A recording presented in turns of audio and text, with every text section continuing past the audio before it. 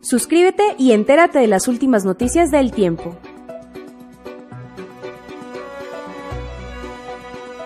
Estás viendo El Tiempo en Vivo.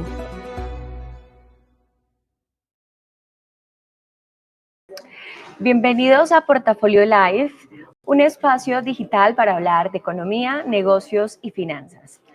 Este año sin duda fue el año de la inteligencia artificial, no solo porque puso a tambalear a todas las industrias, sino que también llevó a que muchos usuarios alrededor del mundo también se subieran en esta ola tecnológica, que va a seguir cambiando y que seguramente en el 2026 seguirá siendo un gran protagonista. Pero para hablar sobre las tendencias y lo que va a llegar en materia tecnológica en el 2026, tenemos a Felipe Lizcano. Él es cofundador de RDS y también es experto en temas tecnológicos para hablar y charlar sobre qué viene para el 2026. Bienvenido, Felipe. Hola Joana y hola a toda la audiencia. Soy Felipe Lizcano, soy cofundador de dos emprendimientos de base tecnológica. Uno es Red Design Systems, o sea, RDS, y el otro es TechCetera, un blog en el cual hablamos no solo de la tecnología, sino de cómo sacarle el uso y el jugo a nivel empresarial y a nivel de consumo. Claro que sí. Felipe, gracias por aceptar la invitación y como lo mencioné al principio, la idea es hablar un poco sobre esas tendencias que se viene para el 2026, no solo a nivel de inteligencia artificial, sino en las diferentes líneas, en devices, en equipos y demás. Entonces, arranquemos un poco hablando sobre ese protagonismo que tuvo la inteligencia artificial y la inteligencia artificial generativa en el 2025. Joana, indudablemente esto lo vamos a seguir viendo hasta en la sopa, ¿sí? Si empezamos con los PCs, podemos ver que grandes protagonistas como Intel están lanzando nuevas versiones de sus chipsets o procesadores que van a sacar uso de la unidad de procesamiento neural o NPU, que hasta el momento para muchos ha sido como algo que está ahí, pero no sabemos cómo se va a usar.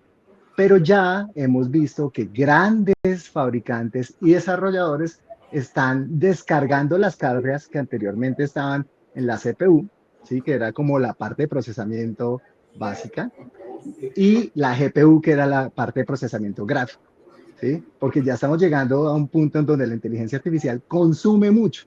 Entonces, anteriormente los mandábamos solo a la nube, ahora queremos, por temas de latencia, por temas de seguridad y por temas de rendimiento, queremos que se haga en el dispositivo. Y para eso, la NPU está que ni mandada a hacer. Es una unidad que efectivamente nos ayuda a manejar todas esas cargas en el dispositivo, ¿sí? Porque a las corporaciones les preocupa que esa información ande por ahí rondando en la nube, información confidencial, y al usuario final le preocupa no solo tener que pagar un montón de membresías de cuantas cosas usted se imagine, sino también la velocidad y la complejidad de tener tantas cosas en todos lados. Quieren tenerlo en un solo dispositivo que es su PC. Entonces el AI PC va a empezar a tener más protagonismo y sobre todo más lógica. Eso por un lado. Por el lado de los dispositivos vestibles, Sí, ¿sí? ok.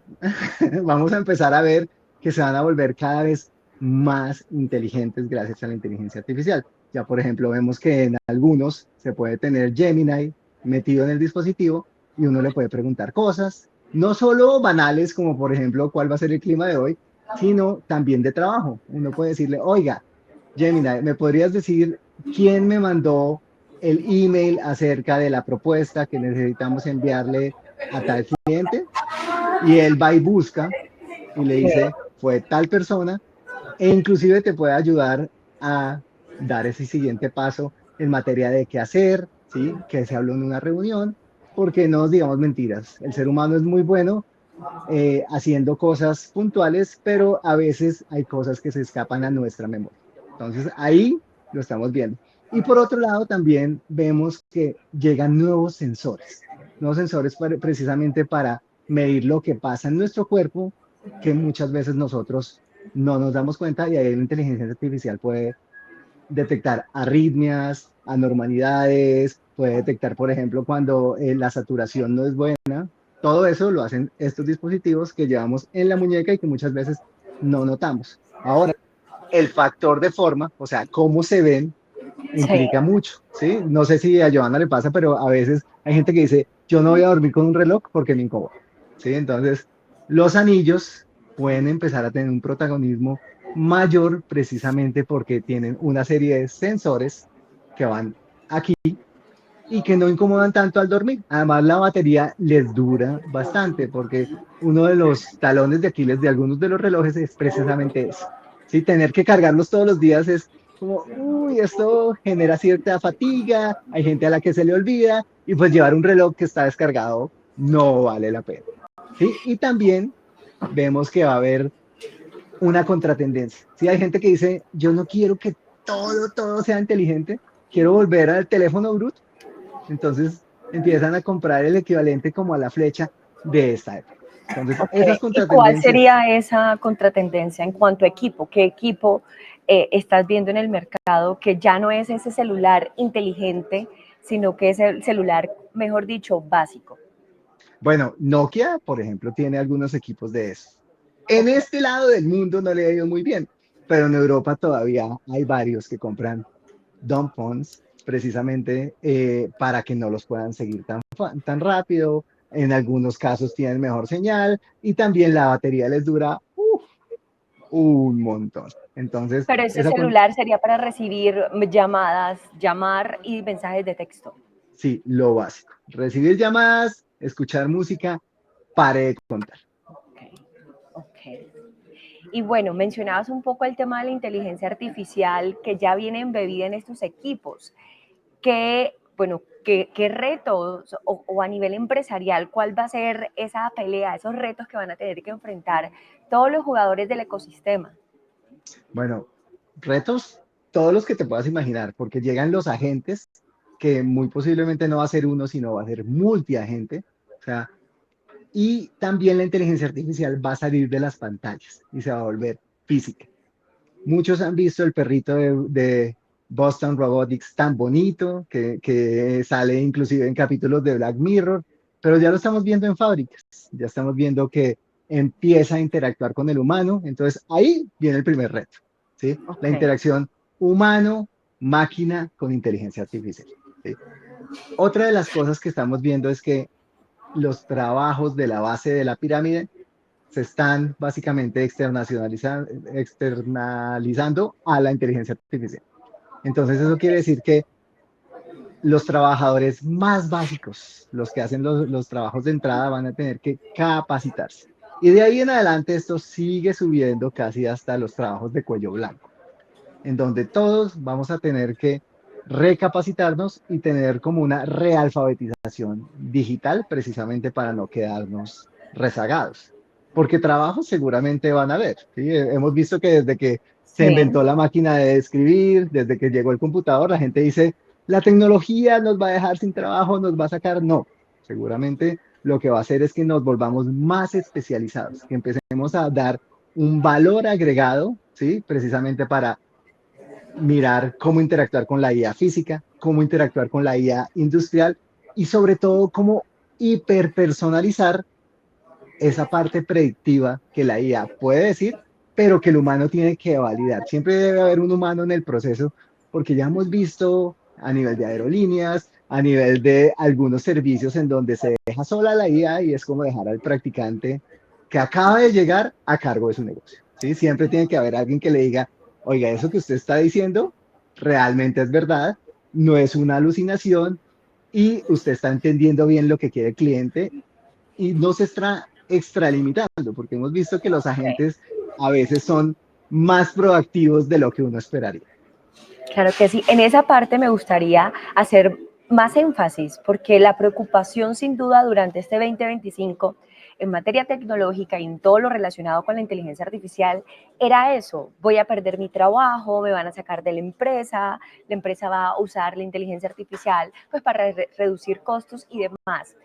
¿Cómo se deben de preparar los empleados sin importar la edad, para seguir afrontando, para seguir en esta era de la inteligencia artificial y sobre todo la inteligencia artificial generativa y los agentes virtuales? Joana, yo creo que no es solo los empleados, sino también los empresarios y los directores. ¿Sí? Aquí todos tenemos que entender que no es usar la IA por usarla, sino es usarla con un propósito y también para resolver un problema. Teniendo eso en cuenta y habiendo descifrado esa parte de cómo se va a usar para resolver un problema empresarial real, porque de lo contrario esos proyectos fracasan, ya uno empieza a armar el rompecabezas, ¿sí? En ese gran rompecabezas de lo que vamos a resolver, cómo desde mi plaza o desde mi puesto puedo ayudar y dar un valor agregado más allá de lo básico que va a ser la inteligencia artificial. Y le doy un ejemplo, ¿sí? Uno de los costos más elevados que se tiene cuando se van a implementar este tipo de proyectos es precisamente la organización de los datos para que esté estructurados. Y eso es lo que suele aguar la fiesta cuando uno dice como gerente, voy a lanzar un proyecto con inteligencia artificial. Entonces todo el mundo dice, bueno, listo, vamos a hacerlo. Bueno, ¿y tiene los datos estructurados? Oh, ¿tiene datos? Sí, por ahí están en hojas, en cosas. Entonces, eso es una parte. Y ahí todos los empleados pueden ayudar. Y segundo, el talento hacia la inteligencia artificial, gente que sepa interactuar, que sepa ser parte del proceso. Eso actualmente tiene una carencia gigante, ¿sí? Y la mayoría de Claro. compañías no lo encuentran en el mercado. ¿Qué quiere decir eso? Que se abre una oportunidad gigante para precisamente preparar el talento que ya tengo para que me sirva en esos procesos, ¿sí? Claro. Entonces, en esos dos puntos hay una oportunidad muy grande. Ahora, y si yo ya me especializo mucho más, seguramente no puedo solamente ayudar en la compañía, sino ayudar en proyectos externos, que me va a posicionar mejor y va a hacer que se negocie con mi talento. Entonces, Claro. aquí no es que se vaya a acabar el trabajo, sino que posiblemente va a cambiar.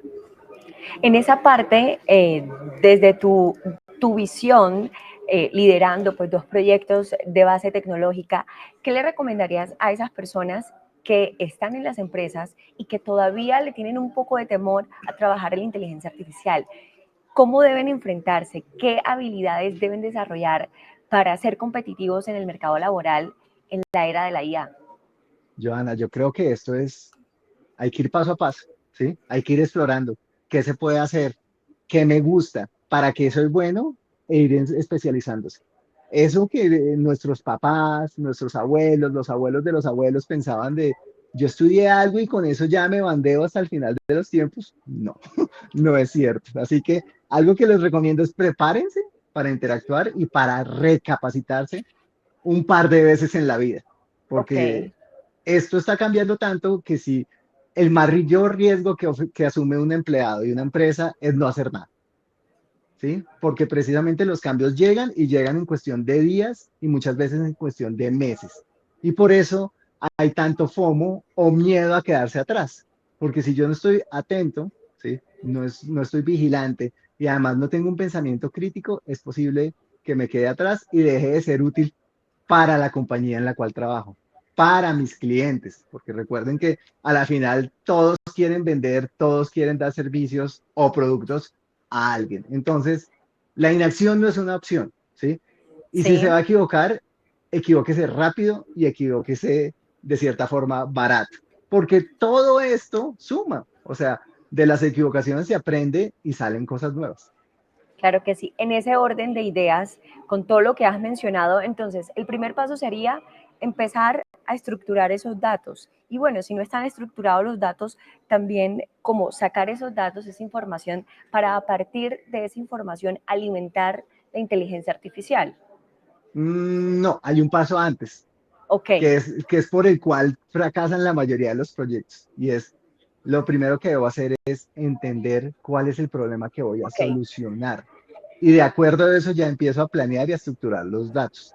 Porque ok. recuerden que no se trata de cuál modelo uso, ¿sí? De cuál compañía, de cuál desarrollador, sino básicamente que voy a solucionar y de acuerdo a eso voy estructurando los datos, voy mirando qué modelo uso y lo voy poniendo a prueba, ¿sí? Porque a veces los proyectos son tan grandes, son de una envergadura que 4 años después, o como dicen por ahí, 3 doritos más tarde, he gastado un montón de tiempo, de esfuerzo y de recursos en algo que posiblemente no era un proyecto, era una idea que tenía el gerente.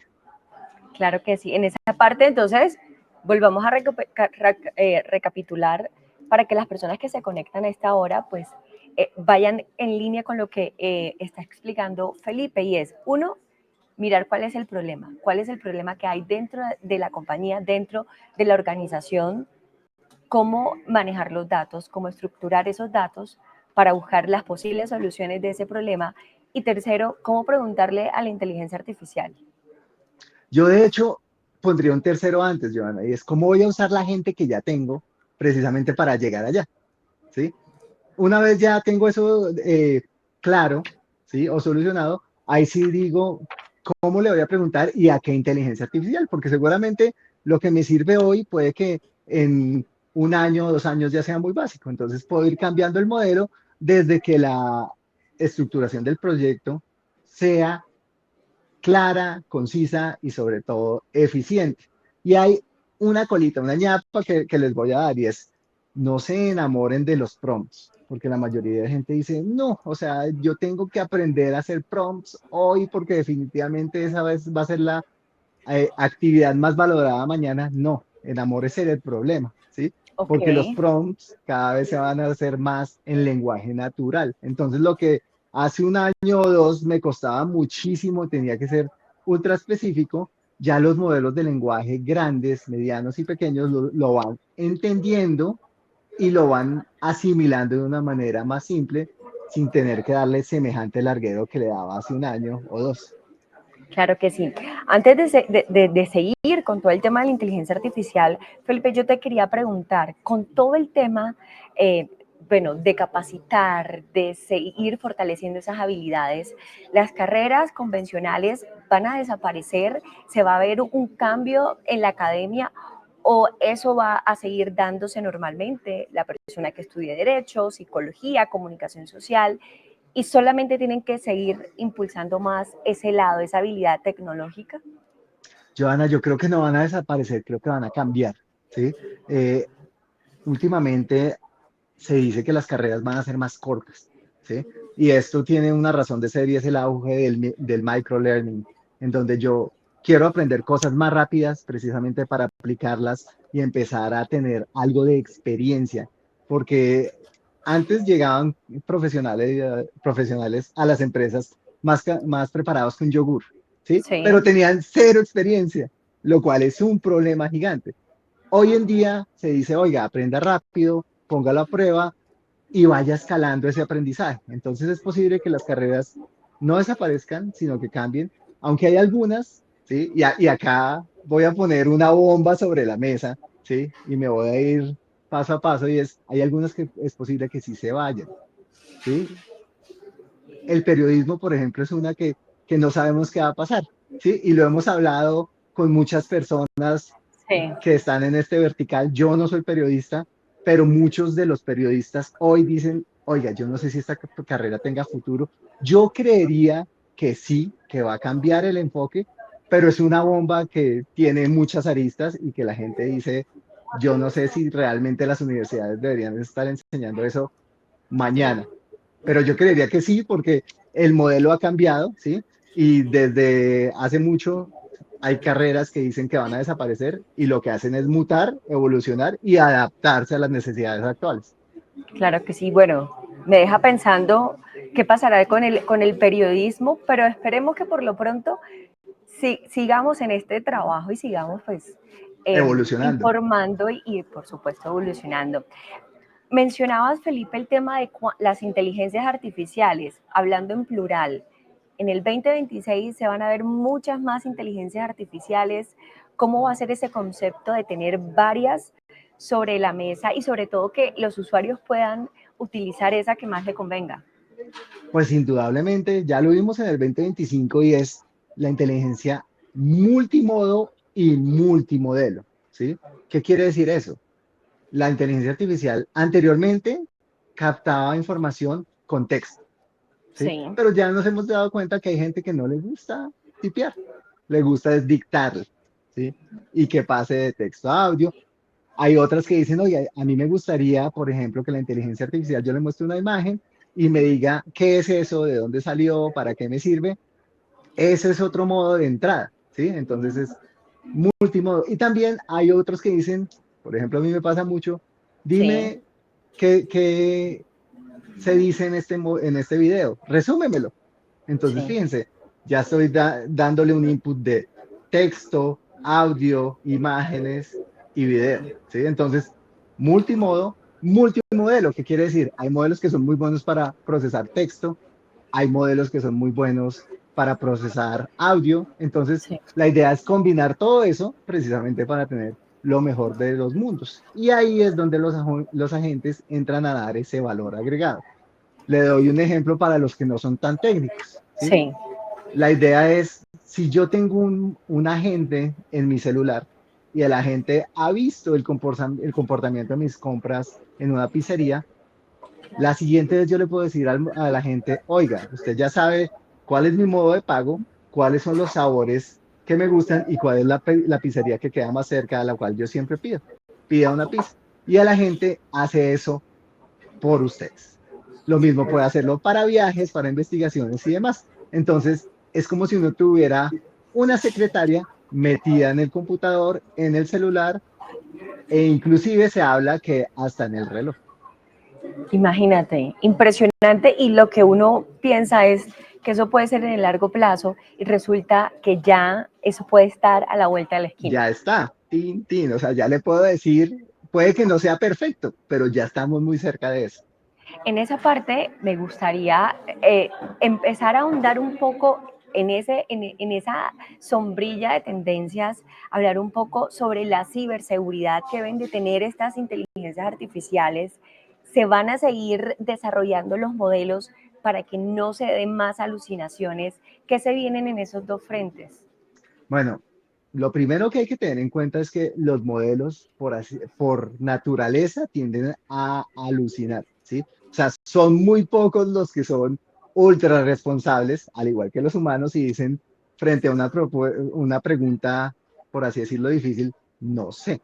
La mayoría intenta decir algo que puede llegar a ser cierto o no, pero lo dicen con mucho convencimiento, ¿sí? Entonces, ¿qué se viene al respecto? Se vienen las bases de datos vectoriales que realmente alimentan al modelo solamente con los datos que tiene, ¿sí? Entonces, si por ejemplo yo le digo, estos son mis gastos de lunes a viernes, ¿cierto? Y alguien muy chistoso llega y le pregunta qué gasté el sábado, el modelo con una base de datos vectorial va a decir, no tengo esa información. Versus el modelo generativo normal, que seguramente va a decir, ah, no, si este gastó de lunes a viernes esto, el sábado seguramente por añadidura será esto. Y ahí es donde las alucinaciones, las cosas que no son ciertas, empiezan a entrar en escena. Sí. Entonces, eso técnicamente se llama RAG, en donde yo me alimento solo de la fuente de datos que tengo, no voy a internet, no voy a otras fuentes, me quedo ahí y lo que no sé, digo, lastimosamente, eso no lo sé. ¿Sí? Que Entonces, eso supongo que eso es lo que al final las empresas van a tener que mejorar, los empleados van a exactamente, tener que reforzar para no sacar información de la empresa ni que entre otro tipo de información. exactamente. Por eso, y Joana se me adelantó a la siguiente tendencia, es tener los datos localmente, es algo que en la mayoría de los casos las empresas van a buscar, precisamente para que no alucine y mis secretos empresariales no salgan al mercado, ¿sí? Y por otro lado, algo que estamos viendo y que la mayoría de empresas quiere es tener más músculo, más fuerza precisamente a nivel de GPU, de CPU y de procesamiento, precisamente Claro. para que esto sea rápido, porque anteriormente cuando se hablaba de algo local era como, uy, yo le pregunto, voy, me sirvo un café, hago el capuchino con la espuma, caliento el croissant, llego y todavía no ha terminado de darme la respuesta. La idea es que esto Ahora sea, eso, ajá, en tiempo real y local, ¿sí? Y otra de las cosas que se está viendo que va a llegar, no se sabe cuándo, pero va a llegar, es precisamente un nivel de encriptación mucho más alto, precisamente para cuando los computadores cuánticos ya puedan empezar a asumir labores un poco más mundanas. ¿sí? ¿Qué quiere decir? Que eso que están haciendo los hackers hoy de yo voy recopilando información, muchísimas cantidades para después desencriptarlas cuando llegue la computación cuántica, pues precisamente lo que se va a hacer es el cambio de algoritmo para que no esté basado en lo que la mayoría de gente usa hoy, que es el algoritmo de Shor, sino algo que pueda resistir esa parte de la computación cuántica. ¿Sí? Muchos lo llaman técnicamente un algoritmo postcuántico, precisamente para que cuando llegue esto en escena no pueda desencriptar las cosas, como dice la gente, en minutos o en cuestión de horas. Interesante esa parte, bueno, de cara a los usuarios, de cara a las empresas y sobre todo que el tema de la inteligencia artificial va a seguir por mucho más tiempo y pues se va a seguir robando los titulares. Totalmente. Esa y la cuántica, porque muchos de los expertos en ciberseguridad dicen que la inteligencia artificial es como la cenicienta de la historia, pero que en realidad a la que hay que ponerle mucho cuidado es a la madrastra, que es la computación cuántica. Interesante esa analogía. Me quedo con la Cenicienta definitivamente. Total, total. Felipe, pero eso de cara a lo que se está dando, pero en el 2026, ¿qué vamos a ver ya a nivel de las grandes empresas? A la gran competencia y esa carrera que viven empresas como Microsoft, Google, el mismo Apple.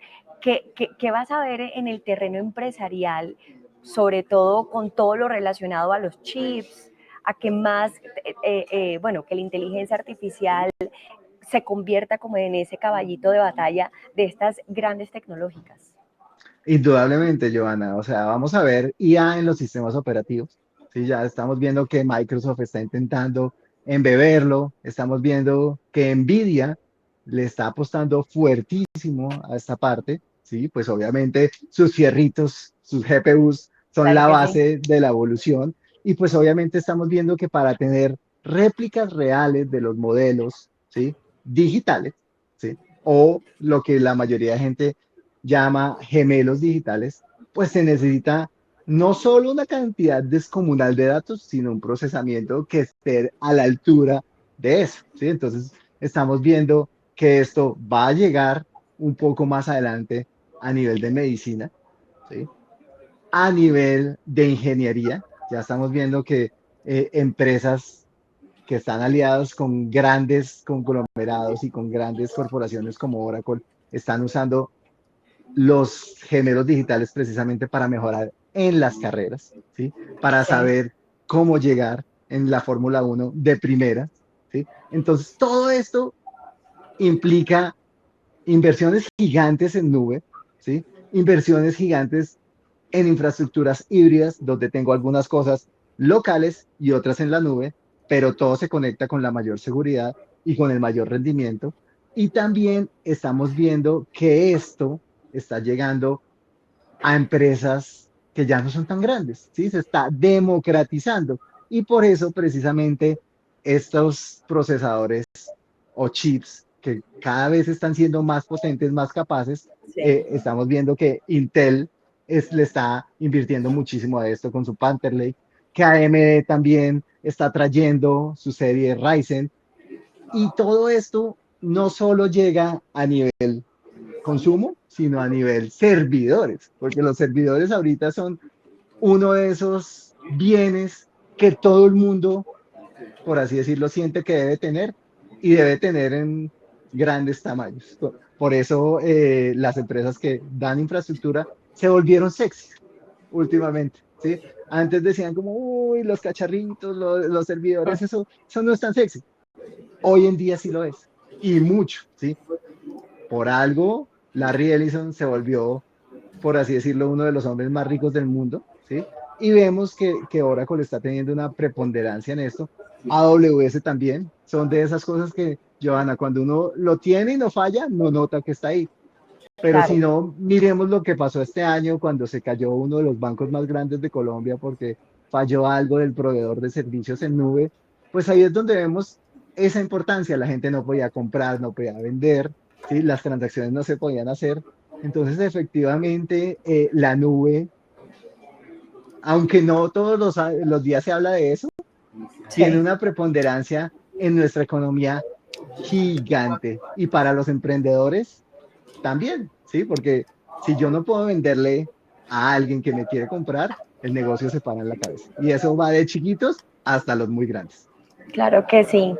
Ya para ir cerrando, Felipe, no puedo dejarte ir sin antes que me digas ese wish list, esa lista para Santa Claus en este 24. ¿Qué productos tecnológicos deben de ir en esa lista para Santa, para todos los usuarios que todavía no han comprado sus equipos tecnológicos? ¿Qué recomiendas? Uy, yo recomiendo, por ejemplo, un AI PC, ¿sí? Un PC que tenga un procesador que me soporte IA, así sea básica, pero en el dispositivo. Un celular que haga lo mismo, ¿sí? Cuando hablamos, por ejemplo, de Galaxy AI de Samsung, me parece que es buenísimo, no solo para tomar notas, ¿sí? Muchas veces, y esto seguramente te pasa a ti también, Johanna, los keynotes de los eventos son muy largos, más de 1 hora, 2 horas, y el poder grabarlos y después transcribirlos es una maravilla. Además, decirle a la IA, resúmamelo, wow, y créeme una imagen de eso, mejor dicho, ¿cuánto trabajo te ahorré ahí? Solamente con ese wishlist. Y otra de las cosas que yo le pediría a Santa es que lleguen estos wearables 3.0 que cada vez cuiden de nuestra salud. Así a uno se le olvide que tiene que levantarse después de estar mucho tiempo sentado, que tiene que Sí. tomar agua, que tiene que hacer algo de ejercicio, ¿sí? Que no se ha movido, no ha caminado. Todo eso creo que hace parte de una vida sana, ¿sí? Y tenemos que tenerlo en cuenta. Y ya a nivel empresarial, yo le pediría que la IA física empiece a llegar precisamente para llevarse esas tareas repetitivas que los empleados no quieren hacer y dar espacio para que el empleado dé un valor agregado, aprenda cosas nuevas y pueda precisamente replicar algo que hasta el momento la tecnología no ha podido hacer, es empatía, ¿sí? Y también mejorar los casos difíciles de servicio al cliente. Porque no hay nada más aburridor, Joana, que cuando uno le escribe a una compañía y es un bot que está mal configurado, que no lo entiende a uno y que al final no le soluciona. ¿Sí? Entonces, en el wishlist es, oiga, si van a poner un bot, pongan algo bueno, algo que realmente solucione y que descongestione, porque no hay nada más aburridor que pasar horas frente a una máquina que lo lleva a uno en círculo. No, ¿qué quieres Claro hacer? que sí. Esto, yo no sé qué, y vuelve otra vez.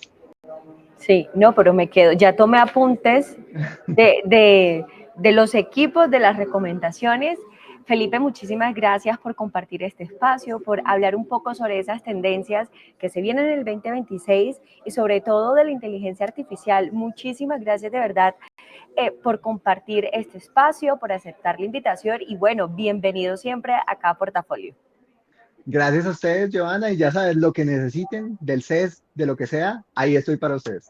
Claro que sí, Felipe, muchísimas gracias. Bueno, estarás en Las Vegas en enero. En enero, precisamente cubriendo la feria de consumo y electrónicos más grande del mundo. Claro que sí. ¿Nos recuerdas los días? La feria va del 6 al 9, pero, y acá hay un gran pero, hay muchos eventos que empiezan desde el 4 porque hay empresas que hacen, por así decirlo, el destape, suben el telón y dicen, antes de que empiece voy a mostrarles los cacharritos, los servicios, los productos que voy a traer a esta feria. Entonces estaremos No. desde el 4. Bueno, estaré muy pendiente para ver si hacemos otra invitación y nos hables un poco de lo que estés viendo en Las Vegas. Felipe, muchísimas gracias de verdad por el espacio y a todas las personas que se conectaron a esta hora también por siempre estar pendientes de Portafolio Live y bueno, nos vemos a la próxima. Gracias, Felipe. Gracias, chao, chao. Chao. La inmediatez, veracidad y confiabilidad de la información son vitales en la era digital. Por eso, suscríbete a nuestro canal de YouTube y entérate de las últimas noticias, especiales, entrevistas, documentales y mucho más contenido. Somos El Tiempo. Suscríbete ahora.